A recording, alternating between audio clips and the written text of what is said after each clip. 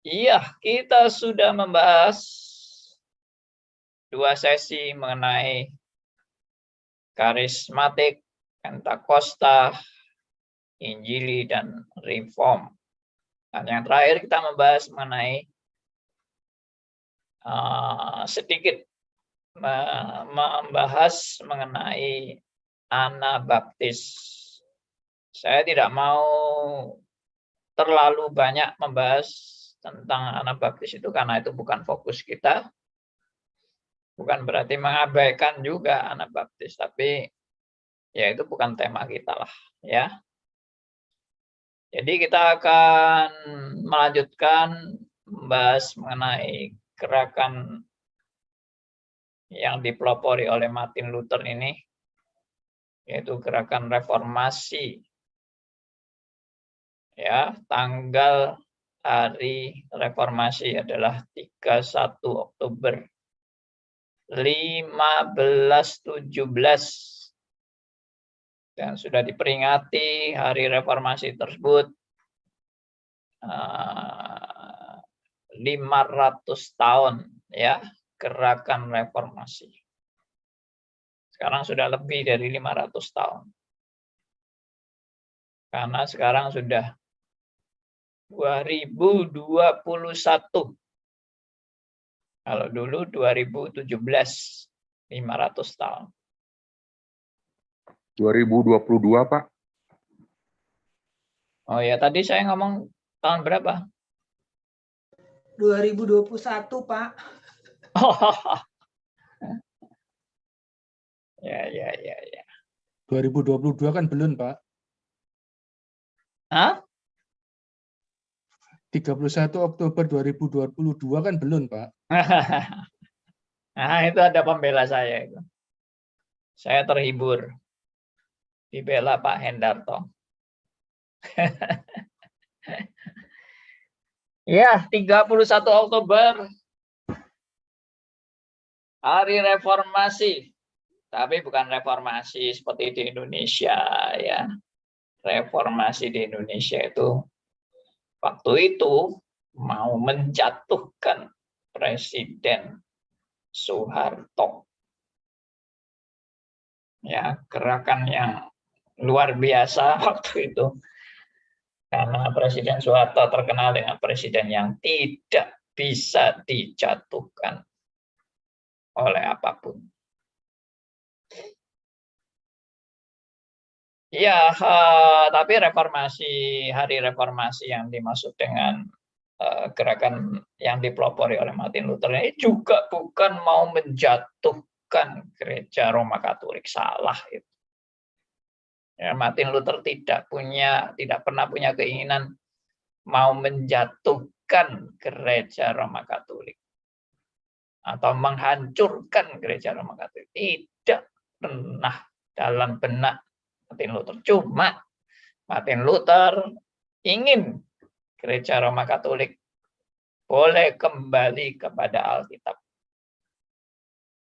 Ya itulah semangat reformasi. Kalau orang bilang, apa itu reform? Ada yang bilang, tidak bisa ngomong reform. Reformat. Apa itu reformat? Ya, orang sombong itu suka menghakimi, ya, suka mengadili, suka menghina, merasa sok benar, sok hebat. Ya biarinlah orang-orang yang ngomel-ngomel itu. Karena acuan kita yang namanya gerakan reformasi ini adalah gerakan yang dipimpin oleh Martin Luther. Jadi kalau Anda mau marah-marah, ya marahlah sama Martin Luther. Kita cuma mau melihat bagaimana peranan Allah dalam sejarah. Ya, bukan berarti kita mengabaikan yang sekarang. Justru tidak. Justru karena kita melihat bagaimana Allah bekerja dalam sejarah, berarti Allah juga bekerja sampai sekarang. Ya. Nah, kita lihat kita harus apa yang kita perjuangkan itu sekarang ini. Menangkap spirit perjuangan gerakan reformasi. Apa spirit perjuangan gerakan reformasi? Segala ajaran yang menyimpang dari Alkitab kita bawa kembali kepada prinsip-prinsip Alkitab. Sudah. Tentunya bukan kita yang hebat membawa kembali, bukan. Semua ini gerakan ini semua dari mana? Dari Tuhan. Saya percaya gerakan reformasi yang dipimpin atau dipelopori waktu itu oleh Martin Luther benar-benar dipimpin oleh Tuhan. Ya, kalau waktu lalu saya bilang ada cicak lawan buaya, itulah Martin Luther berhadapan dengan Paus di Roma. Itu betul-betul cicak lawan buaya. Martin Luther punya kekuasaan apa? Martin Luther itu nggak ada apa-apanya dibandingkan Paus yang begitu berkuasa hebat. Bagaikan Musa juga menghadap kepada Firaun. Apa itu Musa itu? Nggak ada tentara, nggak ada apa-apa. Berani berhadapan dengan Firaun. Jadi itu bukan Musa, itu bukan Martin Luther, itu adalah Allah. Allah yang berperan. Kalau bukan Allah yang berperan, ya pasti sudah hancur yang namanya Musa. Hancur yang namanya Martin Luther.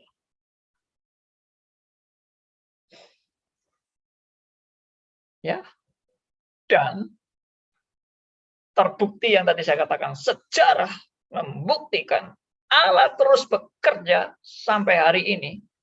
Kenapa? Karena pengaruh reformasi sampai hari ini bukan lenyap dan bukan sirna dan bukan habis, tapi makin lama makin berakar dan makin berbuah. Ya, berakar, bertumbuh, berbuah. Ini juga salah satu bukti bahwa ini adalah pekerjaan Tuhan. Ini bukan karya manusia. Ya. Nah, jadi ini bukan mau sombong-sombongan. Kalau sampai ada orang reform sombong-sombongan, sampai ada orang reform begitu arogannya, sampai ada orang reform suka hobinya menghakimi dan memandang rendah orang-orang yang bukan reform, itu namanya reform salah didik. Ya. Saya terbuka dengan kritik. Reform nggak dikritik. Baik. Apa kritiknya? Orang reform sombong-sombong. Saya tidak mengelak kritik itu. Saya pernah kasih filosofi tentang kesombongan kan. Kalau orang reform sombong-sombong, yes. Karena siapa yang bilang orang reform orang sempurna? Nggak ada. Salah besar kalau Anda mengatakan orang reform adalah orang sempurna. Kami adalah orang sempurna. Ya itu tadi saya bilang reform salah didik. Kalau bahasa Jawanya salah kedaden.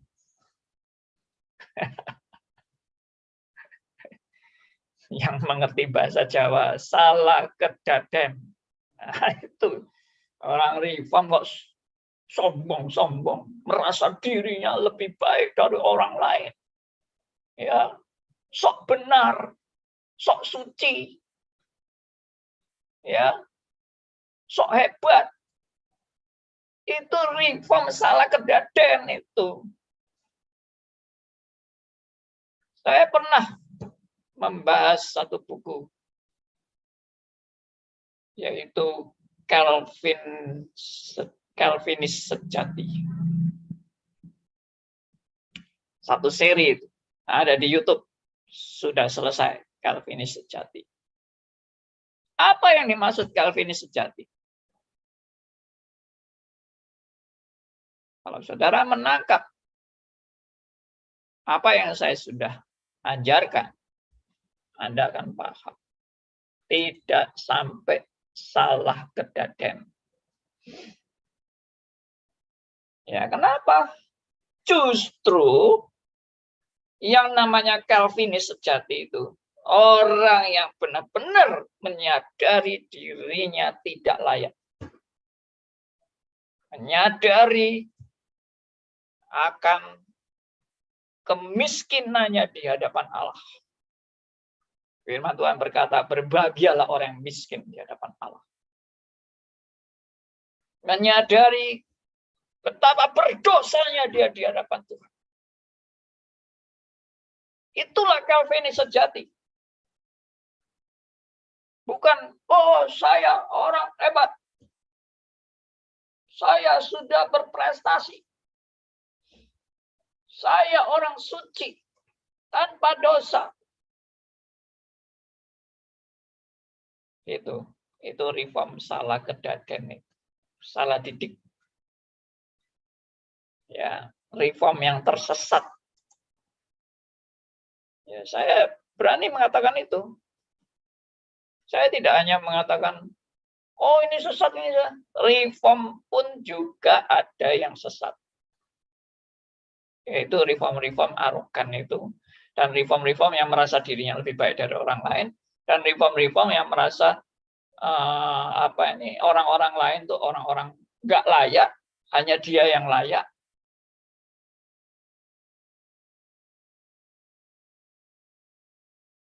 Itu nggak pernah diajarkan di reform bahwa oh kita ini lebih suci dari orang lain, oh kita lebih benar dari orang lain, oh kita lebih baik dari orang lain, oh kita lebih layak dari orang lain. Nggak ada itu.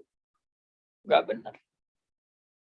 Justru orang yang reform itu saya bolak-balik kan membawakan juga tentang katekismus Heidelberg. Apa yang sebetulnya Tuhan mau didik saudara dan saya. Juga di dalam membahas tentang pencobaan dari bukunya John Owen. Apa yang mau digarap Tuhan di dalam orang Kristen menghadapi pencobaan. Apa itu? Kehancuran diri. Jadi saya yakin reform sejati selalu menyadari kehancuran dirinya di hadapan Tuhan. Bagaimana orang yang hancur diri bisa arogan, bisa menghakimi orang lain dengan seenaknya, bisa merasa dirinya lebih suci dari orang lain dan sebagainya. Itu bukan reform, ya, reform sesat. Ya maaf, saya mengatakan begini tidak berarti oh saya ini yang benar, saya yang hebat. Enggak. Saya dari dulu selalu kalau saya sharing dengan teman-teman, saya orang yang enggak layak. Biarpun saya pendeta, saya tidak pernah merasa saya lebih layak dari jemaat, meskipun saya pendeta. Di mata Tuhan, saya begitu bobrok dan begitu hina. Dan tidak lebih baik dari Anda semua. Itu saya. Tapi yang menjadi utama adalah bagaimana Tuhan berbelas kasihan dalam hidup saya. Itu yang lebih utama. Bagaimana Tuhan menyatakan anugerahnya dalam hidup saya yang tidak layak ini. Benar. Itu yang saya alami. Ya. Makanya saya heran kalau ada reform-reform yang atau orang merasa reform yang justru penuh dengan kearoganan, ya, merasa diri punya darah bangsawan, ya, merasa diri anak emasnya Tuhan, ya, dan lalu menghakimi orang dengan seenaknya.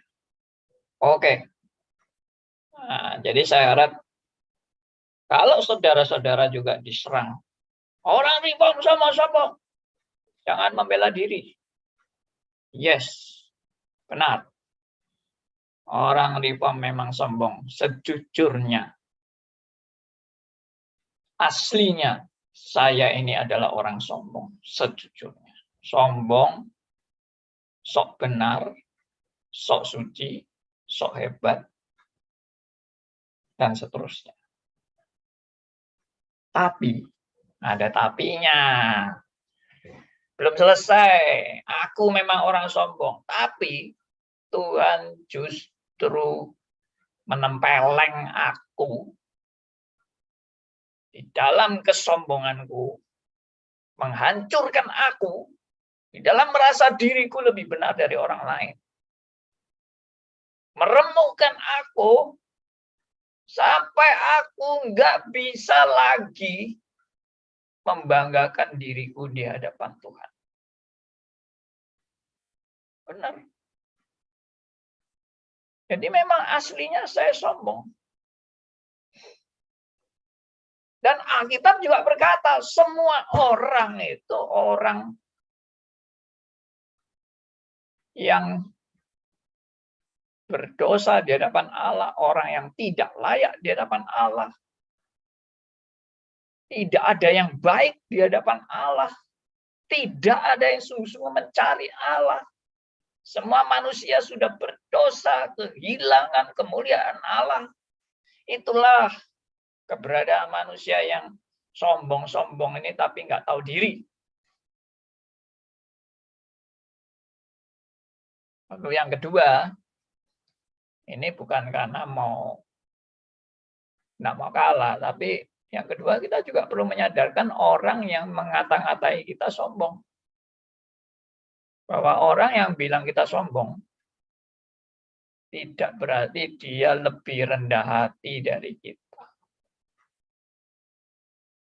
Orang yang mengata-ngatai kita sombong, juga orang sombong. Karena pasti kalau orang mengata-ngatai kita sombong, dia merasa pasti dia lebih rendah hati dari saya kan? Saya sombong. Orang yang menghakimi saya. Orang reform sombong. Emangnya lu yang bilang orang reform sombong itu lu rendah hati. Lu lebih baik dari orang reform. Jadi ketahuanlah sombongnya kamu juga. Karena kamu itu lebih baik dari orang reform. Orang reform itu jelek-jelek. Orang reform itu sombong-sombong. Kamu orang rendah hati yang sangat bagus. Ya. Sangat saleh, sangat baik. Orang reform itu memang sombong-sombong, jelek-jelek, brengsek. Memang itu yang saya bilang tadi. Emangnya justru kalau kamu diajar oleh ajaran reform, nggak pernah orang reform bilang, kamu luar biasa, kamu orang hebat, ya, kamu ini orang yang benar-benar wah bisa membuat segala sesuatu yang buruk menjadi baik. Kamu ini memang dahsyat, ya, kamu pasti bisa. Tidak pernah reform ngomong gitu. Yang ngomong kayak gitu siapa? Coba. Yang ngomong, kamu luar biasa, kamu hebat, kamu pasti bisa. Siapa yang ngomong kayak gitu? Hah? Orang yang ngomong kayak gitu itu orang rendah hati enggak?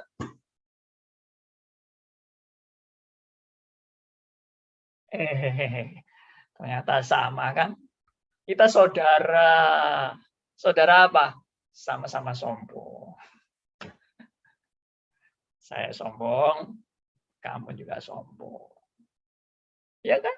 Ya sudah, selesai. Jangan saling, sombong apa. Dan jangan salah mengerti lagi, saya selalu mengingatkan, kita ini tidak mau, di forum ini kita tidak mau menghakimi orang. Kita hanya mau belajar pengajaran yang mau kembali ke Alkitab. Sudah, itu poinnya. Kita tidak mau menghakimi orang. Karena yang berhak menghakimi memang Allah. Tapi kita mau orientasi kepada ajaran. Sudah, itu koridornya. Ya. Tapi kalau misalnya saya mempertontonkan, wah ada ajaran ini, ada ajaran ini, pasti ada tokohnya dong. Mau nggak mau yang ngajar itu siapa ya? Orangnya itu ngajar, tapi saya tidak mau menghakimi. Misalnya menghakimi keluarganya, keluarganya itu brengsek, ya, atau menghakimi dia itu pelit, ya, atau dia itu hidupnya moralnya nggak beres, ya, atau gila hormat atau apa. Nggak tahu dan tidak mau tahu. Atau kalau tahu pun nggak usah diomongkan di sini. Kecuali yang memang sudah jelas-jelas, misalnya sejarah yang mengatakan, misalnya Daud berzina dengan Batsyeba. Loh ya, itu sudah sejarah. Bukan karena kita mau menghakimi Daud. Ya, kalau Daud berzina dengan Batsyeba, kita juga tidak mau menghakimi Daud. Daud itu ternyata brengsek ya. Emangnya lu lebih baik dari Daud? Kalau berani ngomong Daud itu brengsek. Ya itu. Nah, ini mari kita kembali kepada koridor yang benar. Ya, di dalam belajar tentang aliran-aliran ini. Nah, kenapa harus bicara aliran ini? Ada yang bilang, sudahlah Pak, kalau nggak mau menghakimi ya kita nggak usah bicara aliran lah. Biar semuanya berjalan dengan sendirinya di dalam anugerah Tuhan. Nggak usah menghakimi ajaran, ya. Nggak. Maaf, saya tolak. Saya tolak kalau saya dibungkam tidak boleh membahas ajaran. Saya tolak. Kenapa saya tolak? Ya karena Alkitab. Kenapa Alkitab? Karena Alkitab yang justru memperingatkan kita supaya kita benar-benar berorientasi atau menjaga diri bagaimana ajaran yang kita pegang supaya tidak menyimpang dari Alkitab.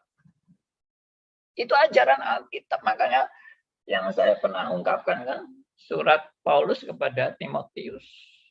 Awasilah dirimu dan awasilah ajaranmu. Perhatikan, awasilah dirimu dan awasilah ajaranmu. Berarti awasilah dirimu itu periksa dirimu sendiri. Segala sesuatu yang ada dalam dirimu. Bagaimana kamu di hadapan Tuhan. Dan setelah periksa dirimu, bukan lalu, saya sudah baik, saya sudah tidak ada lagi dosa di hadapan Tuhan, saya orang yang sudah minta ampun sama Tuhan, saya sudah selesaikan. Semua moral saya nggak baik, saya sudah selesaikan. Amin, haleluya. Sampai di sini saja. Enggak. Awasilah dirimu dan awasilah ajaranmu. Ajaran. Berarti Tuhan mendidik saudara dan saya untuk memperhatikan ajaran.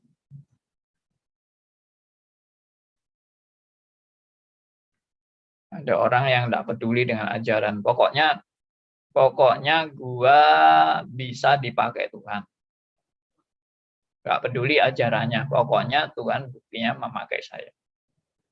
Ajarannya apapun, tidak penting lah itu ajaran. Yang penting gua dipakai Tuhan. Orang kayak gitu itu, aduh, kasihan banget sebetulnya. Karena apa ya? Karena tidak paham Alkitab. Itu yang mirip saya dulu. Saya dulu juga nggak peduli dengan ajaran. Pokoknya aktivitas melayani, nggak ngerti ajaran. Dan nganggap aku pasti benar. Nggak mungkin aku salah. Tapi setelah saya baca beberapa firman Tuhan yang menegur saya kaget. Karena kalau melayani tanpa mengerti kebenaran itu sama aja dengan saya bukan melayani Tuhan. Bahkan mungkin saya sedang melayani setan. Kalau saya melayani tanpa mengerti kebenaran, itu sama dengan saya melayani setan. Wah, kaget saya. Ya memang ayat yang persis seperti itu nggak ada. Tapi yang nadanya seperti itu, banyak. Ya, banyak ayat yang menegaskan. Kamu kalau melayani tanpa mengerti kebenaran, kamu itu nggak melayani Tuhan. Tuhan yang lain yang kamu layani, bukan Tuhan yang benar. Ya, ngeri loh itu. Nah, jadi saya percaya orang Kristen sejati pasti memperhatikan, awasilah ajaranmu, awasilah dirimu dan awasilah ajaranmu. Pasti itu. Orang Kristen sejati. Tidak akan dia mengabaikan ajaran yang benar. Tidak akan dia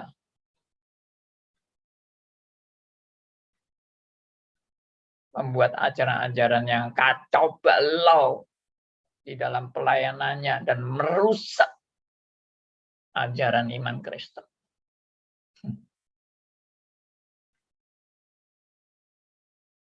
Ya, saya ngomong gini ini karena saya juga kan baru dimaki-maki di YouTube itu. Kalau Pak Andi ini merusak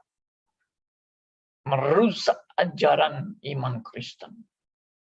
Ya. Pak Andi, khotbahnya Pak Andi ini menyesatkan. Waduh. Kaget saya. Sampai tidak pernah ada orang yang menegur saya sampai bilang ajaran saya merusak iman Kristen. Lalu menyesatkan, bahkan menasihati saya, Pak Andi sebaiknya tidak usah khotbah lagi. Ya, ini sudah beberapa kali sih saya sharing, tapi nggak apa-apa, biar maksudnya saya ngomong kayak gini ini ya, saya juga harus periksa diri. Siapa tahu saya memang benar-benar sudah sesat. Siapa tahu saya ini ngajarnya ngawur. Tapi setelah saya pelajari omongan dia, saya tidak lalu langsung, wih omongan orang ini kurang ajar, tak delete semua, aku gak mau baca. Enggak, saya baca kok. Saya baca, saya teliti, omongan dia itu benar. Kalau memang benar, berarti kan saya yang salah dan saya harus yang bertobat. Tapi kalau omongan dia salah, ya dia yang harus bertobat, bukan saya.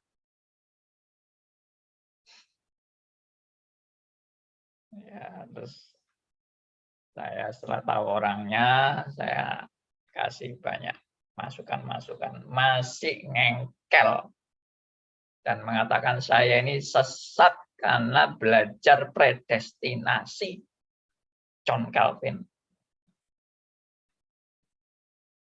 Aduh, ya berat ya menghadapi orang-orang yang kayak gini ini yang tidak mau belajar tapi sok pinter. Itu yang saya agak merasa berat sih. Tapi kalau orang itu mau belajar, mau ayo membuka diri, ayo di mana salahku, di mana aku yang perlu dikoreksi. Ayo kita sama-sama belajar. Nah, itu baru enak. Tapi kalau belum sudah maki-maki predestinasi sesat apa-apa ajaran John Calvin itu ajaran yang hanya sepihak saja gini-gini.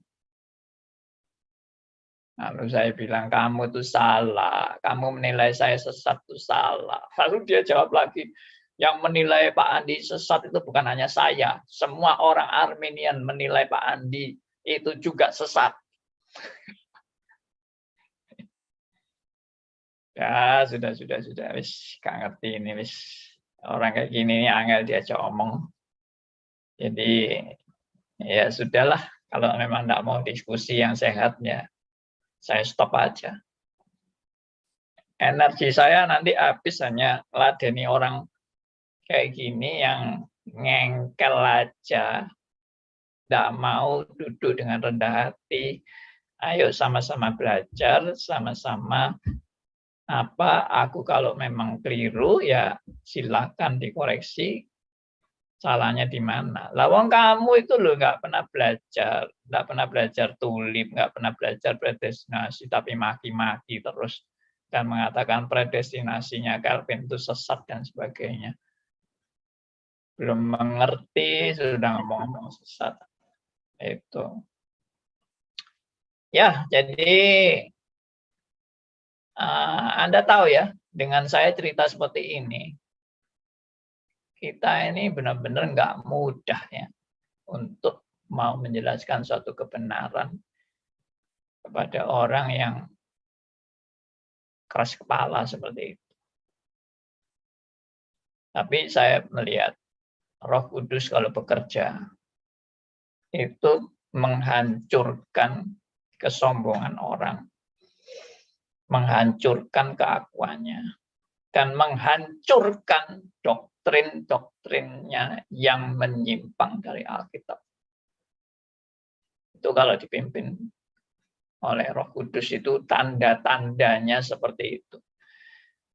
Tapi kalau ngengkel aja, sudah salah ngengkel, sudah salah merasa diri benar,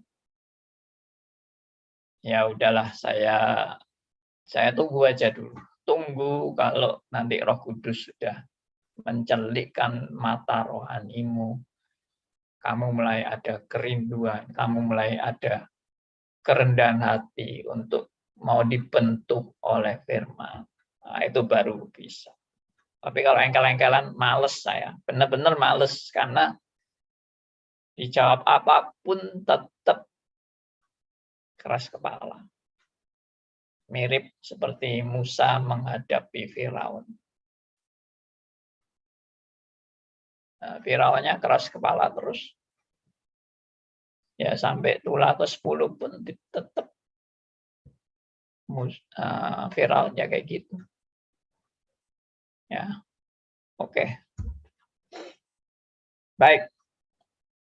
Sekarang setelah Martin Luther, saya mengajak Anda untuk melihat perjuangan John Calvin. Ya, saya juga tidak mau menjelaskan sampai sedetail-detailnya Martin Luther, sedetail-detailnya John Calvin, sedetail-detailnya. Enggak, saya cuma mau kasih garis besar dan pemikiran secara global, dan kita melihat bagaimana karya Allah kepada dua orang ini yang dipakai Tuhan secara luar biasa. Ada orang yang mengabaikan Martin Luther atau menganggap rendah Martin Luther dan terlalu meninggikan John Calvin. Menurut saya itu kurang fair, ya, tidak fair. Tapi kalau mengutamakan Martin Luther dan mengabaikan John Calvin, itu juga orang itu nggak bisa lihat bagaimana pekerjaan Tuhan secara progresif. Ya, saya ulangi ya. Jadi kalau mengutamakan hanya John Calvin, lalu Martin Luther itu dianggap remeh dan dianggap tidak ada artinya, itu sama sekali tidak fair. Tapi kalau mengutamakan Martin Luther dan mengabaikan John Calvin, berarti orang ini tidak bisa melihat pekerjaan Allah secara progresif. Bahwa Allah itu bekerja itu terus menyertai pertumbuhan, atau bukan menyertai ya, bahkan Allah bekerja untuk pertumbuhan gerejanya. Anugerah Allah bagi pertumbuhan gerejanya. Dan itu Tuhan pakai John Calvin. Dan itu tidak bisa disangkal dalam sejarah. Meskipun banyak orang yang juga menyangkali karyanya John Calvin. Maaf, misalnya kayak yang saya pernah sebut itu Gereja Ortodoks Timur. Saya pernah menghadapi orang Ortodoks Timur ini. Dia terang-terangan menolak John Calvin sebagai penerus ajaran gereja yang yang mewarisi otoritas dari Allah yang memulai gereja mula-mula. Mereka tidak mengakui John Calvin.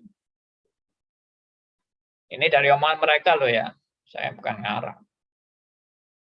Lalu yang mereka akui siapa? Yang mereka akui ya pokoknya mereka sangat mementingkan keturunan rasuli. Itulah yang punya hak meneruskan ajaran gereja turun-temurun, keturunan rasuli. Itulah yang mewarisi semacam otoritas pengajaran gerejawi turun-temurun. John Calvin itu bukan keturunan rasuli. John Calvin itu apa itu ajaran John Calvin itu liar. Itu di luar rasuli itu. Saya nggak tahu ya. Saya nggak tahu kalau Ortodoks Timur kan juga alirannya banyak. Ada Ortodoks Syria, ada Ortodoks apalagi sudah saya juga nggak tahu, nggak terlalu tahu. Tapi yang jelas ada yang sama sekali nggak mau mengakui John Calvin. Nah, saya nggak tahu Anabaptis, nggak tahu persis maksud saya. Apakah Anabaptis itu mengakui ajaran John Calvin? I don't know. Aku nggak terlalu dulu dekat dengan orang-orang sejarahnya gereja Mennonite itu. Ya, tapi nanti bisa diteliti sendirilah. Makanya saya tadi bilang saya tidak mau semuanya nanti kita bahas ya. Saya pun juga pengetahuan saya juga terbatas, tidak bisa Tidak bisa tahu semuanya. Oke, kembali. Jadi, karya John Calvin itu tidak bisa disangkal sejarah bahwa Tuhan memakai John Calvin untuk mengembalikan gereja makin dekat dengan kitab suci. Jadi boleh dikatakan Martin Luther itu ronde pertama untuk pendobrakan awal. Ya, istilahnya mungkin kalau orang mau merubah hutan ini menjadi hutan pinus misalnya. Tadinya hutan liar. Nah, hutan liar ini harus dipangkas habis. Ya. Dipangkas habis. Diratakan hutan liar ini, diratakan semua. Nah, itu pekerjaannya Martin Luther. Jadi terkenal Martin Luther itu merobohkan dan tanda petik membangun pada awalnya, membangun pada langkah perdananya ini, membangun sedikit. Ya sedikit itu relatif lah ya. Saya shock tidak nanti terkesan sepertinya terlalu mengecilkan Martin Luther. Ya Martin Luther itu porsinya pendobrakan itu, merobohkan itu. Setelah itu dilanjutkan oleh John Calvin, di mana John Calvin itu membangun, boleh dikatakan melanjutkan perjuangan Martin Luther dan tanda petik menyempurnakan. Meskipun bukan berarti benar-benar sempurna, enggak lah. Enggak ada karya John Calvin yang sempurna sampai setara dengan Alkitab. Ya enggak lah. Kita bukan mendewa-dewakan John Calvin sampai memberhalakan John Calvin juga tidak. Saya bersyukur ya, di reform ini sepertinya kita itu dijaga terus untuk tidak sampai keluar jalur. Ya, John Calvin yang sehebat itu tetap tidak diberhalakan. Kalau sampai ada yang memberhalakan, ya dia pasti bukan jalur reform yang benar. Tidak ada orang reform yang benar. Tidak ada reform sejati memberhalakan John Calvin. Itu tidak ada. Yang ada, kita justru mengaminkan ajaran John Calvin bahwa semua orang berdosa dan tidak layak di hadapan Allah. Termasuk John Calvin. John Calvin juga merasa dirinya tidak layak di hadapan Allah. Sama seperti Rasul Paulus, merasa dirinya tidak layak di hadapan Allah. Siapa orang yang betul-betul sudah dirubah konsepnya oleh Alkitab, oleh Roh Kudus, merasa diri layak di hadapan Allah? Siapa, saya mau tanya? Itu pasti ya tadi itu, salah kedaden, atau salah didik, atau lepas kontrol. Oke ya. Jadi mungkin ada yang tanya apa yang disempurnakan oleh John Calvin. Waduh, sangat banyak. Sangat banyak. Dan Anda kalau mau lihat karyanya John Calvin, ya saya tidak bisa mau menguraikan satu-satu. Habis waktu kita. Yaitu satu buku yang namanya Institutio. Saya sering ngaku bahwa saya ini membaca Institutio itu enggak mungkin habis. Tidak mungkin habis. Karena mempelajari Institutio itu, waduh, pasal demi pasal. Satu pasal aja tidak habis-habis rasanya membaca bukunya John Calvin ini. Benar. Bukan sekali lagi mendewakan. Sama sekali tidak. Justru saya dulu itu sangat-sangat mengabaikan John Calvin. Waktu saya masih di karismatik, ya, saya malah benci dengan teman saya yang mengunggul-unggulkan bukunya John Calvin. Dia waktu itu bilang sama saya, ini loh buku ini bagusnya bukan main. Dia bilang gitu. Bagus luar biasa, ini institusi. Saya cuma ketawa-ketawa, lah buku apa? Buku sampah. Itu saya dulu. Ya, karena saya nggak suka baca buku. Saya, alah buku apa? Yang penting Roh Kudus. Roh Kudus yang memimpin kita, itu yang penting. Bukan buku-buku, aduh buku-buku itu hanya karangan karya manusia berdosa yang tidak ada gunanya buku-buku itu. Yang penting Roh Kudus. Roh Kudus bicara, itu paling penting. Buku ini apa? Hanya mengandalkan otak saja. Buku-buku model begini. Tapi setelah saya bertobat, saya kemudian baru mengenal reform. Saya kemudian mulai baca buku institusi. Wah. Benar ini. Saya bukan mengada-ada ya. Saya baca bukunya institusi itu seperti kita itu masuk dalam ruangan yang berlapis-lapis, dan ruangan ini adalah ruangan untuk menuju ke langkah-langkah ke surga. Ini lapis pertama, mulai dibuka langkah ke surga. Waduh, rasanya gimana gitu loh baca itu. Benar ini saya bukan bohong. Ya, mulai dari mengenal Allah. Bagaimana kita mengenal Allah. Dikaitkan dengan mengenal diri sendiri. Ya. Waduh, itu rasanya kayak apa gitu loh baca itu. Ya. Pengen nangis sih. Terharu banget tuh membaca tulisannya. Tulisannya John Calvin itu seperti tulisan yang entah gimana ya.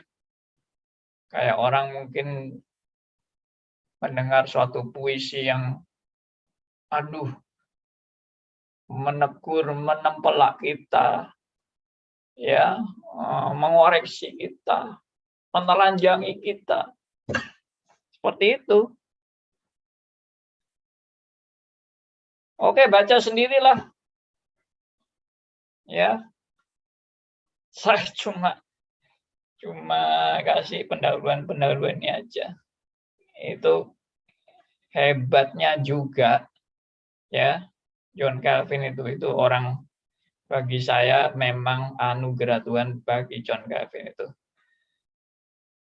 very very very special, ya, amazing, pekerjaannya amazing, institusi itu. Kalau yang tahu sejarah ya pasti sudah ngerti, tapi yang nggak tahu saya mau kasih tahu. John Calvin menulis buku institusi pada waktu dia berumur antara 26-27 tahun.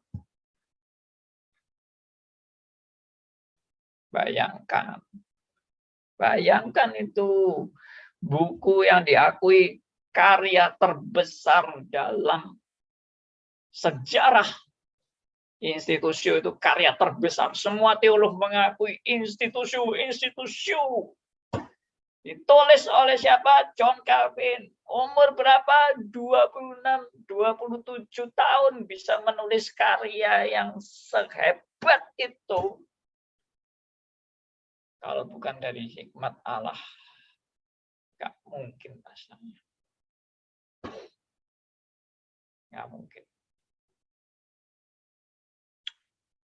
Sekali lagi bukan mendewakan ya.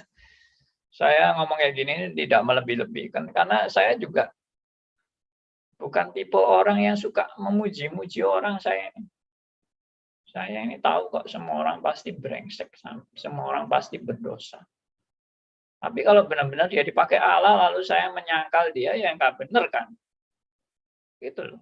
Masalahnya bukan John Calvin-nya, masalahnya Allah di balik John Calvin. Dengan memakai John Calvin ini dengan pimpinan yang luar biasa sampai karya John Calvin itu sangat amat hebat. Juga Martin Luther itu amat sangat hebat. Ya. Waktu menulis 95 dalil yang dipasang di gereja Wittenberg.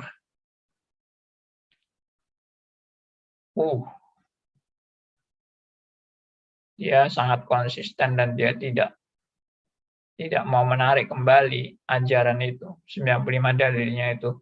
Kalau tidak terbukti salah menurut standar Alkitab, bukan salah menurut Paus di Roma dengan Vatikannya itu. Bukan menurut Alkitab, itu ditantang oleh Martin Luther. Tunjukkan kalau ajaran salah saya ini atau 95 dalil yang saya tulis itu salah menurut Alkitab, tunjukkan. Dan kalau tidak bisa terbukti salah, saya tetap bertahan dan berjuang.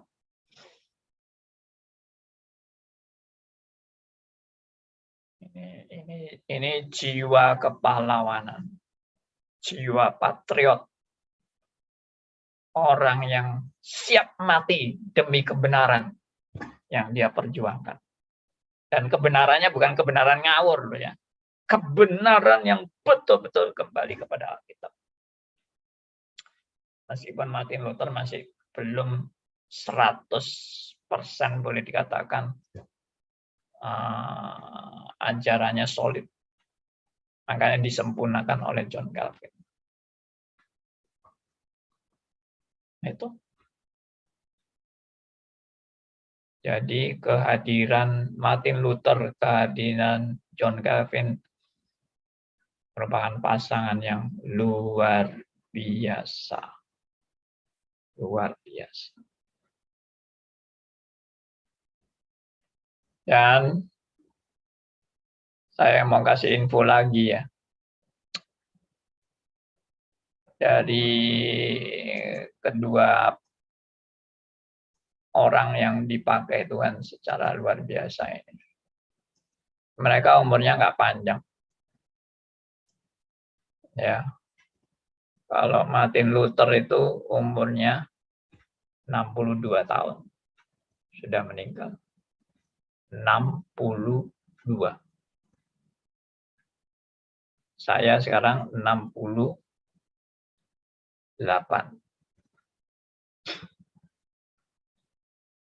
Luar biasa ya. 62 sudah dipakai Tuhan.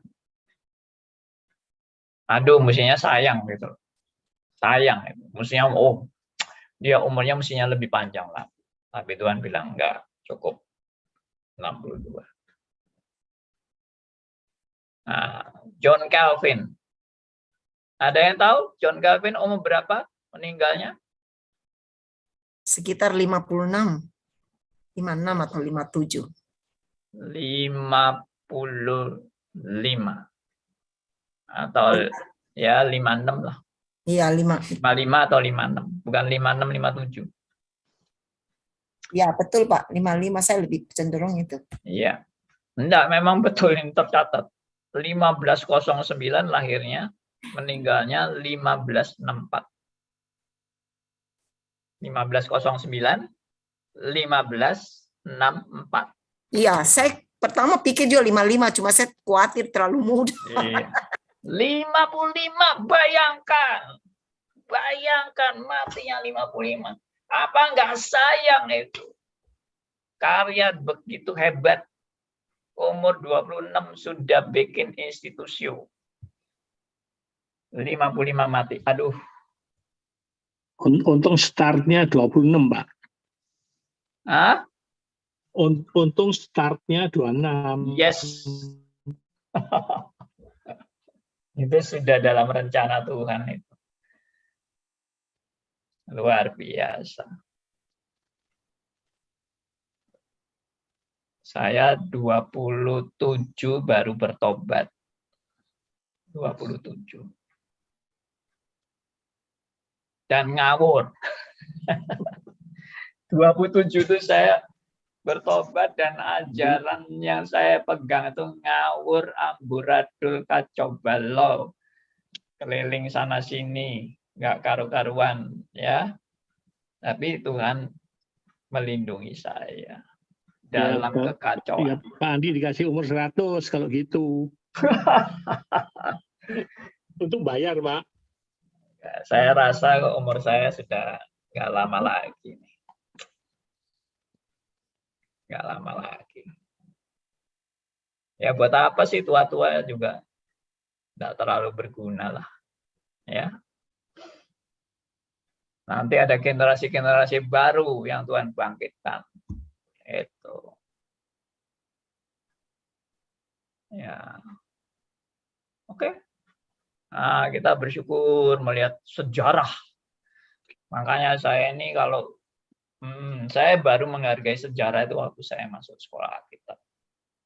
Dan guru sejarah yang paling menarik di sekolah Alkitab saya itu tidak ada yang lain. Hanya pendeta Stephen Tong. Pendeta Stephen Tong itu kalau ngajari sejarah itu seperti hidup. Sejarah itu seperti menjadi satu film yang kita lihat di depan layar, yang kita sedang berhadapan dengan layar itu. Wah, pendeta Stephen Tong itu menjelaskan sejarah itu seperti wah, hebat sekali. Orang kalau belajar sejarah mesti ngantuk biasanya. Ngantuk. Karena sejarah itu apa sih? Diponegoro, Mojopahit, dan lain-lain. Males. Ya, toh. Belajar sejarah itu males. Apalagi dihafal tahunnya. Waduh, nggak menarik sama sekali. Tapi heran ini. Pak Tong ini kalau menjelaskan sejarah ini bisa hidup ya. Semangatnya juga hidup. Waduh, ikut bersemangat, ikut berjuang. Ya, puji Tuhan. Saya menangkap itu. Saya menangkap spirit semangat yang diceritakan itu saya menangkap. Dan makin belajar sampai hari ini. Ya, sampai hari ini saya juga terus mau belajar. Ya, itulah John Calvin dan ajaran John Calvin yang paling terkenal, paling terkenal. Bukan hanya itu aja loh, ajaran John Calvin itu, aduh, institusi itu hampir mencakup seluruh aspek pengajaran iman Kristen dibahas di buku institusi. Hampir seluruhnya. Tapi yang memang paling boleh dikatakan membuat pikiran kita jadi klik, ya, seperti pikiran buntu, klik terbuka.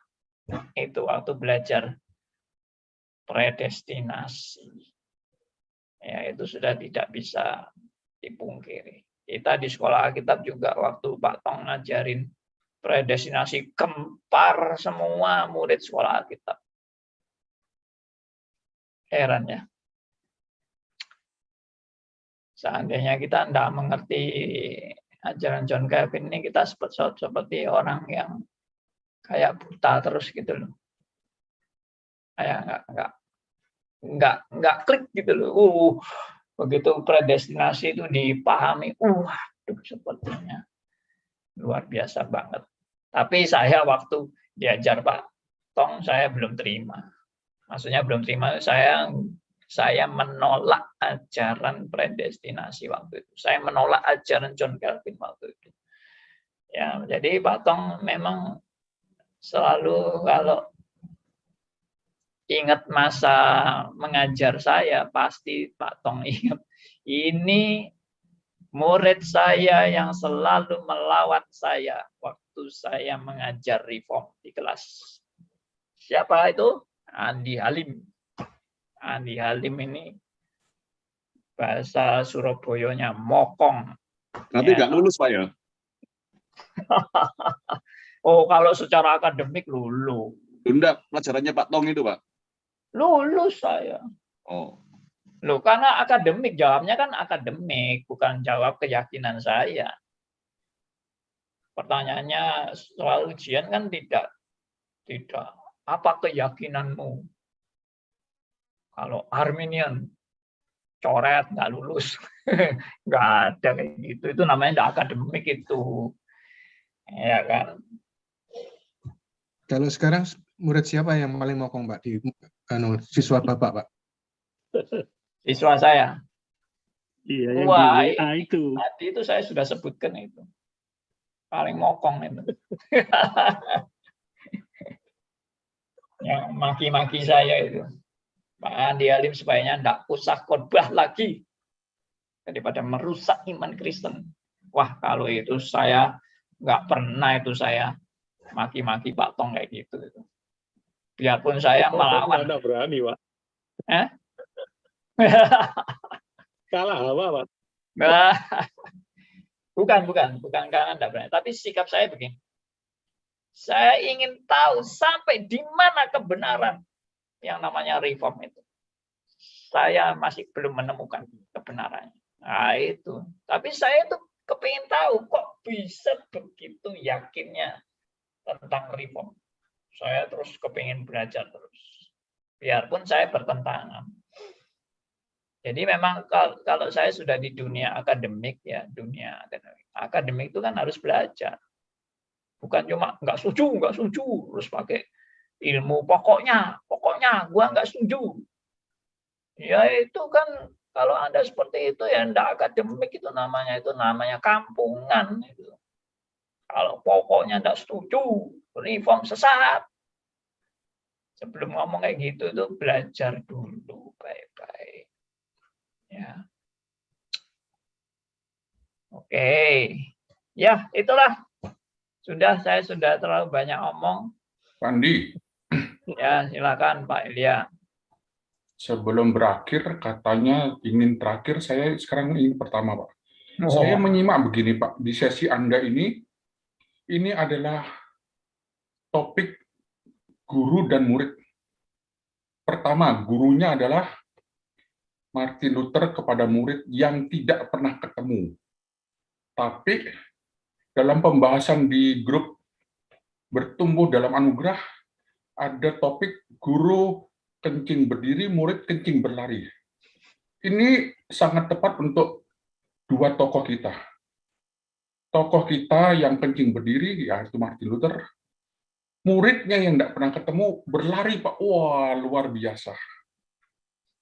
Lalu, pada era Pak lagi kuliah, itu dosen dan murid tuh berantem, dalam tanda kutip, tapi sang murid hari ini tidak bisa melebihi gurunya. Oh, angguk-angguk Pandi setuju. Nah, yang ketiga, Pak. Alkitabiah dong. Siapa? Murid tidak boleh melebihi gurunya, itu Alkitabiah. Oh, yang ketiga, Pak. Dosen besar mengajarkan predestinasi. Tapi hari ini, murid kesayangannya, darah dagingnya, melebihi dia. Wah, keren, Pak. Yang mengerti tertawa, yang tidak mengerti. Omongannya Pak Elia ini penuh dengan ilmu, harus dimengerti dengan ilmu penafsiran yang tinggi. Mau diperjelas. Ilmu hermeneutik. Diperjelas aja Pak. Nggak boleh. Itu Nah, sudah dapat sudah di stop, disemprit sama itu harusnya hanya bisa dimengerti oleh ilmu hermeneutik yang tinggi, saya tadi bilang. Jebakan, Jadi- Pak. Hati-hati jebakan. Nah, banyak jebakan. maksud saya begini, kalau orang terobsesi kepada guru, ternyata anaknya telah memproklamirkan sampai semuanya, Pak katakan apa, cangkem gitu. Kakean cangkem. Nah itu kesana larinya saya, yang mengerti hermeneutik, yang mengerti, kalau enggak ya saya undur diri, thank you Pak. Itu kelebihannya Jayan dia ini di situ. mau nanya langsung aja Pak Jayan. Itu lambaikan tangan tuh Pak Jayan ini. Oh, ada Bapak Jayan. Ini memang betul-betul ini raksasa ini, Pak Jayan ini. Silakan Pak Jayan. Wah, suaranya belum connect. Connecting audionya belum nyambung nih, connecting audio. Diberesin dulu. Ini baru connecting ini audionya. Silakan Pak Jayan.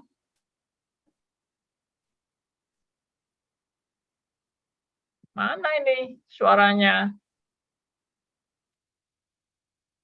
Nggak muncul tuh. Coba saya pancing nih.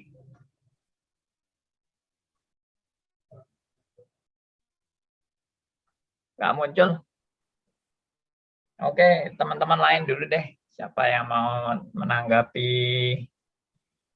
mau sharing mungkin juga. Malam Pak Andi.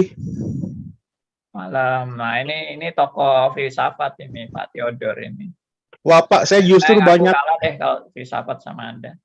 Pak, saya justru banyak tidak ngerti Pak. Tadi kan Bapak bilang kan ajaran John Calvin itu banyak. Kenapa yang sering menjadi sorotan itu tulip Pak? Apakah memang sulit seia sekata gitu Pak? Saya nggak ngerti bener Pak. Apa? Enggak.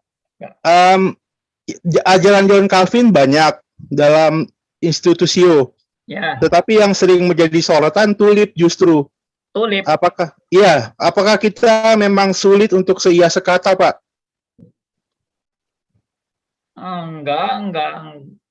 Enggak bertentangan itu. Karena tulip itu juga mengandung ajaran yang solid tentang predestinasi. Jadi tulip itu enggak bertentangan dengan ajaran John Calvin. Tulip itu boleh dikatakan meringkas ajaran John Calvin tentang keselamatan. Itu tulip. Itu juga pelajaran tersendiri tulip itu. Jadi saya sudah ajarkan itu ya di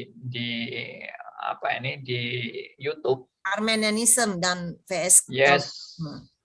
Di Arminianism dan Calvinism saya bahas cukup detail tentang tulip.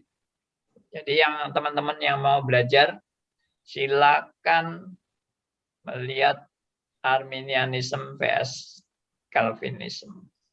Ya. Heran ya ada orang-orang yang, ya bukan heran sih, maksudnya ada orang-orang yang masih anggap saya ini nggak ngerti Arminian. Ya, saya diminta untuk belajar lagi tentang Arminian. Lawang saya ini dulu orang Arminian kok. Nggak ngerti Arminian bagaimana.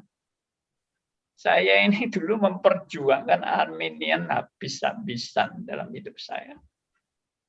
Benar-benar habis-habisan. Karena saya anggap Arminian itu yang paling benar. Andi, Ya, tadi pertanyaannya Pak Theodor, kenapa sebagian orang Reform terus mengangkat tulip padahal ada ajarannya John Calvin yang lain? Yang lain menurut dia tuh yang gimana saya juga nggak ngerti. Pak, Itu Pak Jayan sudah angkat tangan, tadi dia sudah muncul kameranya. Thank you. Silakan Bapak Jayan Lee. Ini mungkin saudaranya Bruce Lee ini. Lee Kuan Yew, Pak. Mana? Ayo. Hai. Mr. Jayan. Waduh, masih belum bisa. Saya aja, Pak. Oke, Pak Eki. Nah, ini apa? Baru-baru ini saya dulu kan kalau kita reformasi kan kita mengenal ada sola fide, sola gratia, sola scriptura itu ya Pak ya. Nah, akhir-akhirnya ada yang namanya solo scriptura dan tota scriptura. Bukan sola, tapi solo. Tota scriptura dan ada namanya bukan sola gratia tapi hypergrace. Dan juga ada hiperkalvinisme. Itu gimana Pak? Mungkin Pak Andi pernah dengar atau tahu. Saya sendiri kurang apa itu solo scriptura, tota scriptura itu apa. Kalau hipergrace ya rada-rada anu lah. Itu biasanya di karismatik gitu. Ya, terima kasih Pak Andi. Terima kasih.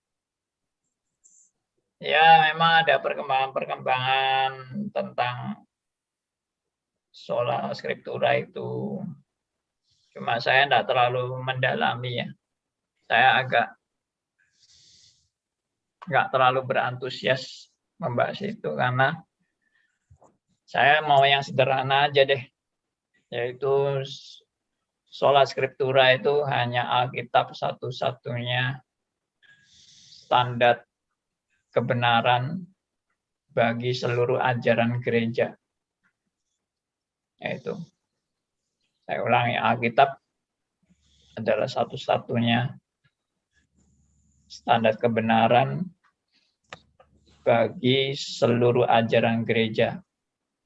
Nah, mengenai nanti Alkitab adalah firman Allah, atau Alkitab berisi firman Allah, atau Alkitab itu ada salahnya, atau enggak ada salahnya, atau Alkitab itu menjadi firman Allah, dan seterusnya mengenai eksistensi Alkitab itu saya ajarkan di doktrin Alkitab.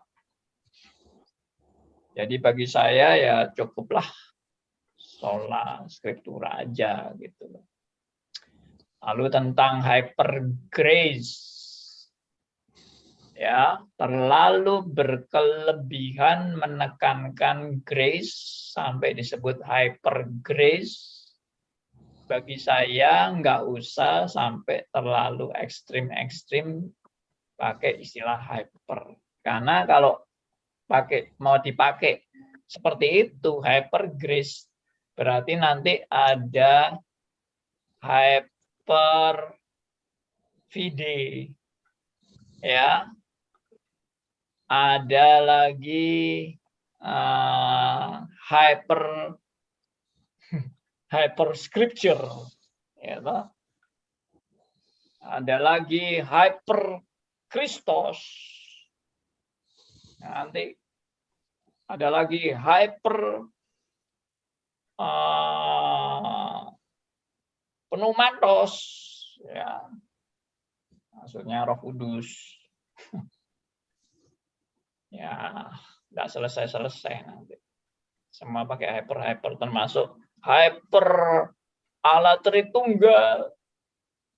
Hyper eskatologi, Pak. Nah, ya buat apa kayak gitu-gitu itu sudah nggak usah lah. Kita yang normal-normal aja.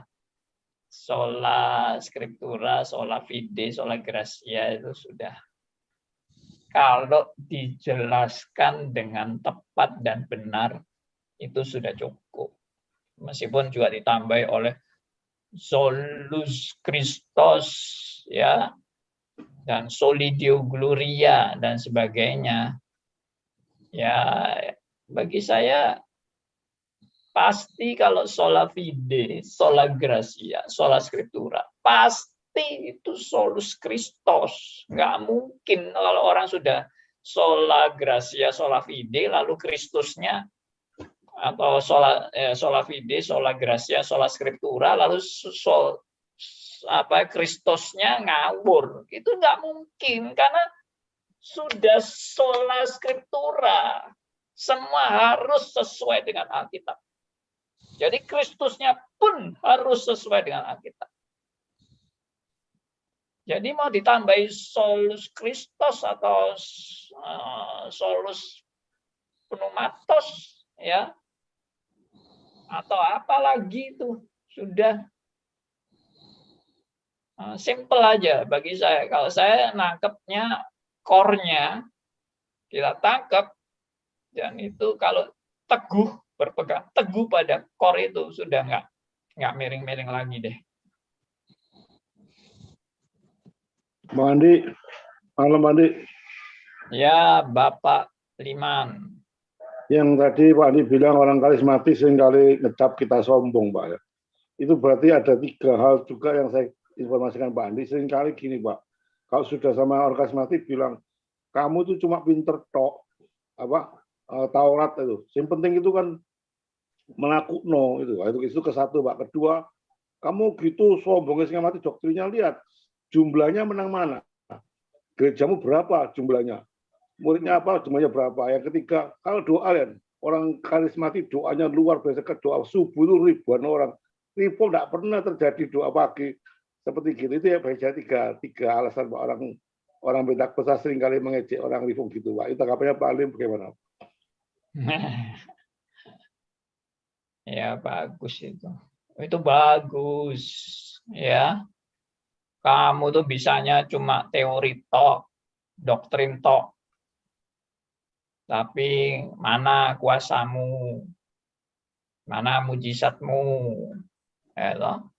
ya memang saya memang mengakui kok bahwa kita ini bukan ahli pembuat mujizat. Dan memang di Alkitab ada anak Tuhan yang ahli pembuat mujizat. Itu yang saya simpel aja jawabnya. Back to the Bible kan. Saya mau tanya sekarang, siapa ahli pembuat mujizat di Alkitab? Yang benar-benar ahli loh. Ahli itu kan berarti pakar. Ya. Tapi pembuat mujizatnya yang betul-betul Alkitabiah, bukan pembuat mujizat yang ngawur-ngawur itu. Ya kan? Nanti seperti Ponari. Ponari itu juga pembuat mujizat, Ponari itu. Ya, tapi saya nggak mau nanti katanya menghakimi ya. Ya pokoknya kita ini memang nggak ahli. Kita bukan pembuat mujizat. Yang bisa membuat mujizat itu cuma Allah Tritunggal. Udah. Sama satu lagi, setan. Ya. Sudah. Itu yang pertama saya jawab. Yang kedua, jumlahnya. Mana reform itu jumlahnya apa itu sedikit atau saya mungkin jawab gini. Tapi ini jawabannya guyonan sedikit gitu ya, intermezzo sedikit guyonannya. Gini jawabannya. Orang yang berkualitas pasti minoritas. Nah,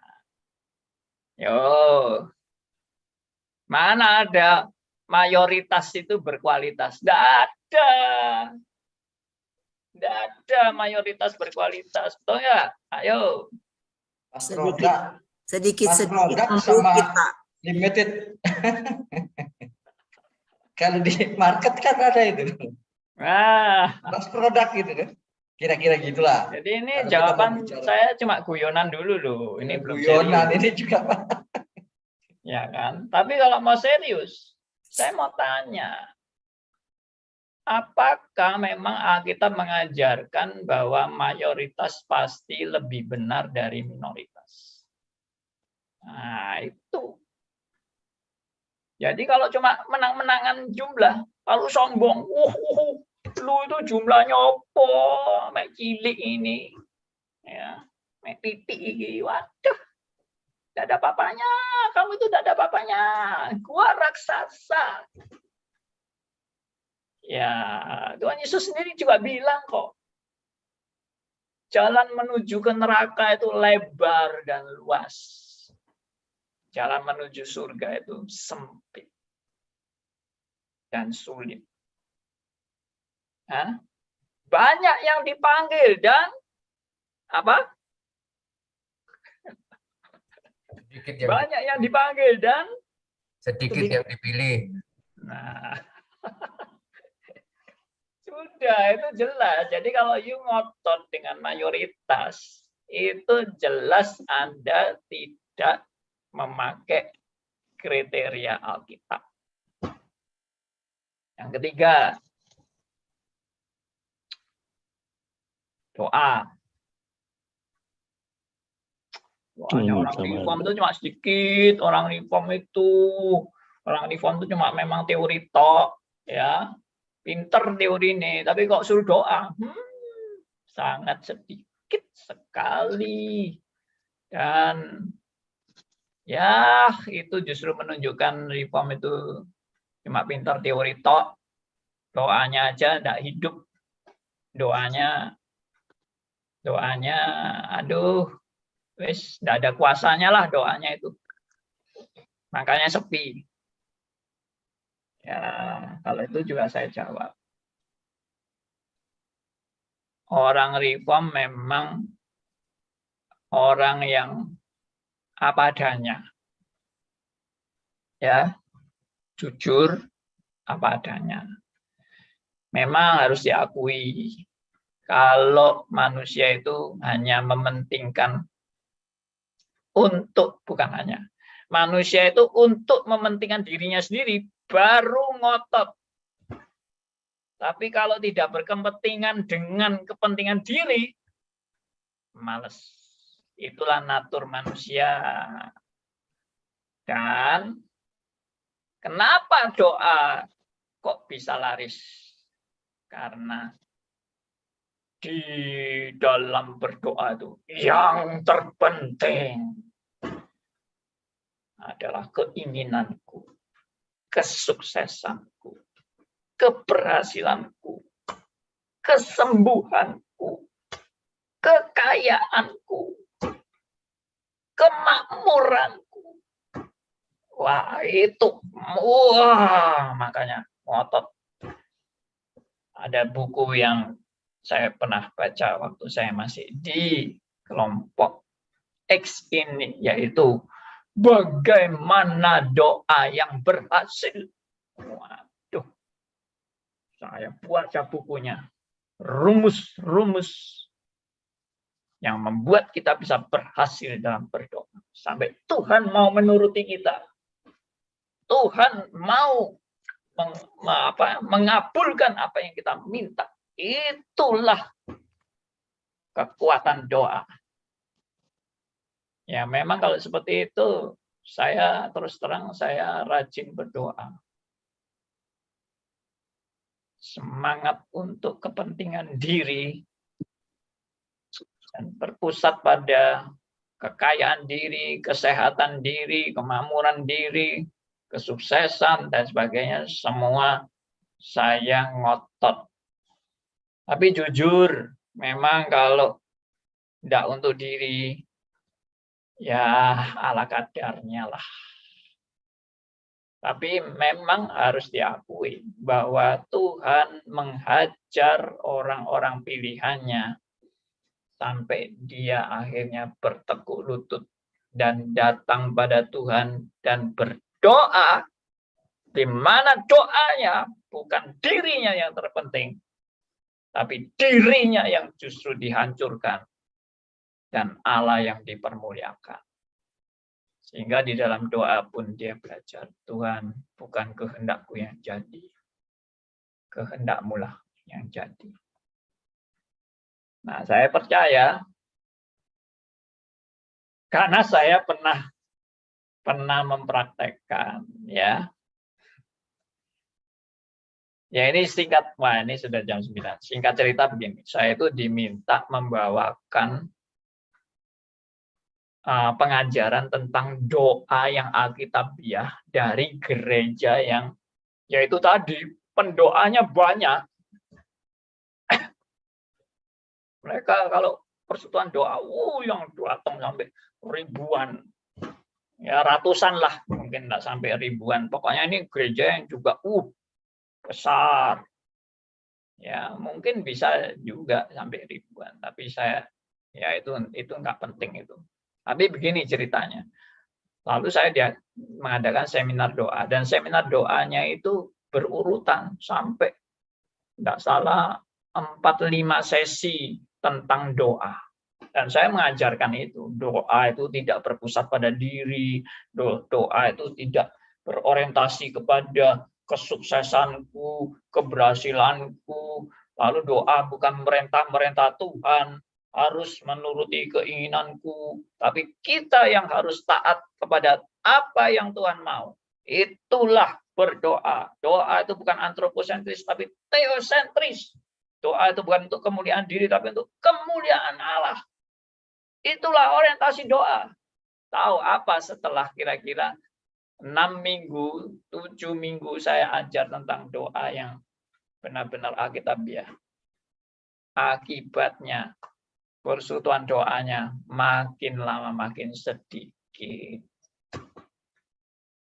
Sedikit, makin lama makin sedikit. Sampai ada yang ngomong, loh ini gara-gara seminarnya Pak Andi. Sampai doanya lesu dan tidak laku. Jadi saya merasa bersalah ya. Aduh, salah aku rek, aku wis ngajari sing keliru sampai orang nggak mau berdoa lagi. Salah saya ini. Mestinya kalau aku habis seminar doa, mestinya tambah laris doanya. Enggak. Dan saya juga tidak menyesal. Saya justru bilang sama pemimpin gerejanya, justru sisanya ini yang tetap mau berdoa itu yang asli benar-benar berdoa. Yang lain sudah karena doa enggak orientasinya bukan untuk kepentinganku, tapi hanya untuk kemuliaan Allah dan pekerjaan Allah. Ya wes males. Ya itu tadi yang saya bilang. Memang jujur aja kalau kita enggak dididik Tuhan dan tidak diajar Tuhan, ya kita doanya ala kadarnya kok. Coba kalau Anda terus sakit keras, mau mati, atau anak Anda yang sakit keras mau mati, baru doanya jerit-jerit, nangis-nangis sama Tuhan, gitu kan. Tapi itu jujur, itu manusiawi memang. Kita bukan mau jadi sok rohani. Oh, saya tidak tergantung suasana. Saya ini dalam keadaan kepepet, atau saya dalam keadaan yang susah berat, atau saya dalam keadaan gembira, tidak dipengaruhi. Doa saya tetap stabil dan saya bukan dengan kedagingan berdoa. Saya betul-betul fokus hanya untuk kemuliaan Allah. Sudahlah, nggak usah ngomong terlalu rohani. Aku jujur aja, kita orang memang berdosa dan masih ada kedagingan dalam hidup kita, di mana Tuhan sedang memproses kita jatuh bangun. Ya itulah. Oke, saudara-saudara, ini sudah jam 9 lebih 4 menit. Pak Andi, sedikit Pak. Ya. Dugaan saya benar, kalau saya terakhir saya nggak bisa bertanya Pak. Ternyata 3 pertanyaan curahan hati Pendeta Liman belajar menjawab oleh jawaban Boksu Andi Halim. Itu sangat alkitabiah sekali. Saya sampai terpukau, wah kok bisa ya Pak Andi jawab begitu ya, yang alkitabiah. Ya, bersyukur. Semua juga karena anugerah Tuhan yang menghajar saya. Thank you, Pak Dik. Thank you. Thank you. Pertanyaan penutup saya, Pak. Saya menyimak 3 sesi ini, Pak. Jadi, kalau sejarah ini diungkapkan lagi, apakah ini tidak menyakitkan bagi yang ada di sebelah sana, Pak? Ya, Thank you. bagi saya tidak akan menyakitkan kalau mereka adalah anak-anak Tuhan yang sejati, yang merindukan kebenaran. Tapi kalau mereka bukan merindukan kebenaran, tapi hanya mempertahankan gengsi dan apa ya, martabat, harkat martabat aliran mereka, ya mungkin menyakitkan. Tapi bagi saya tidak mau mungkit-ungkit untuk sakit hati, tapi saya mau menunjukkan bagaimana Allah bekerja. Itu poin saya. Bagaimana Allah bekerja memimpin gerejanya. Puji Tuhan. Thank you, Jangan Tony. salah paham ya. Saya juga tidak akan mengatakan semua gereja di luar kita itu brengsek dan semua itu setan semua, enggak. Saya juga tidak mengatakan itu dan tidak akan mengatakan itu. Ya, saya bahkan akan menunjukkan kepada Anda sekalian bagaimana Tuhan berkarya melalui bukan hal-hal yang benar saja, juga hal-hal yang enggak benar. Tuhan berkarya. Ya, oke. Sampai di sini dulu. Tuhan berkati semuanya. Dan saya boleh minta tolong yang terhormat Bapak Liman ya, pimpin kita dalam doa. Mari kita berdoa. Bapa di surga, terima kasih dan puji syukur kami punya Allah yang begitu baik dan begitu cinta pada anak-anaknya. Ya. Malam ini kami bisa ada di Zoom, bukan satu kebetulan, tapi betul-betul ada rencana Tuhan. Ya. Terima kasih penjelasan Pak Andi yang begitu jelas. Di tengah-tengah kondisi situasi apapun, kita tetap pada Tuhan. Tuhan, Kau pakai hamba-Mu, Bapak Pendeta Andi terus berkarya dalam kehidupannya sehari-harinya. Berkatilah keluarganya, istri, anak-anak, menantunya, semuanya Engkau kuasai sehingga bisa terus berkarya dalam radio maupun dalam dosen, stris dan sebagainya. Bisa menambah wawasan bagi hamba-Mu yang mendengarkan itu, Tuhan. Berkati anak Tuhan di Zoom ini, Tuhan makin tambah pengetahuannya, makin betul-betul hidup dengan kebenaran firman Tuhan kembali pada Alkitab. Berkatilah Tuhan setiap anak-anak Tuhan di sini, Tuhan bisa membuka hati dan pikirannya berdasarkan kebenaran firman diberitakan. Sementara akan berpisah sama lain, Tuhan lindungi kami masing-masing sehingga kami bisa beristirahat malam dalam kondisi sehat dan selamat semuanya. Terima kasih Bapa. Di dalam nama Tuhan, sebab berdoa dan ucapkan syukur. Amin.